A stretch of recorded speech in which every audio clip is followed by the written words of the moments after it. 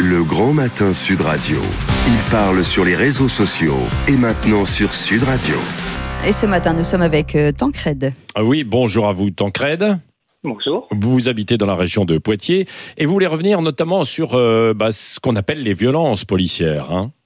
Oui, alors je veux plutôt revenir sur la gestion politique du maintien de l'ordre en France, qui depuis 2 mois est catastrophique.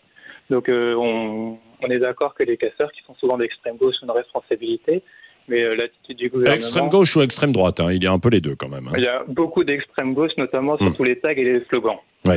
Mais l'attitude du gouvernement est loin d'être irréprochable. Après les différentes petites phrases provocatrices ces dernières semaines, le gouvernement continue de minimiser le lourd bilan chez les manifestants. Oui. Avant la manifestation de ce week-end, le journal Libération dénombrait alors plus de 109 blessés graves parmi les gilets jaunes et les journalistes, dont 78 auraient été causés à cause du LBD et 15 victimes auraient perdu un œil. Oui.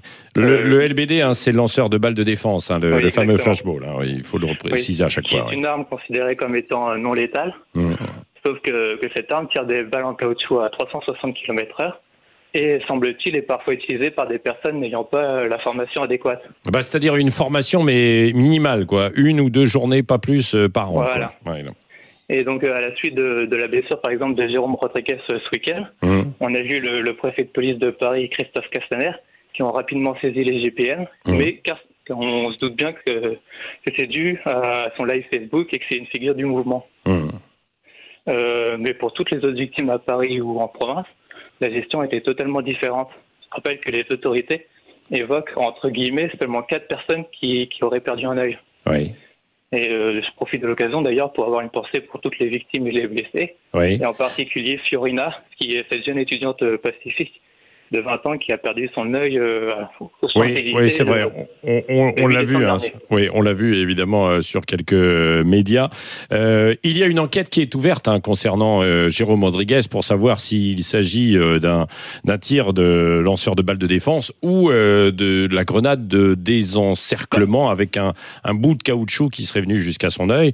Lui, il porte plainte évidemment et puis il dit que c'est un tir de flashball. Cela dit, il y a eu une grenade de désencerclement qui avait été aussi jetée quand même à ses pieds visiblement. Hein. Lui évoque la grenade, puis tout de suite après un tir de LBD qui semble-t-il sur la vidéo, on voit un projectile qui lui arrive dans la tête.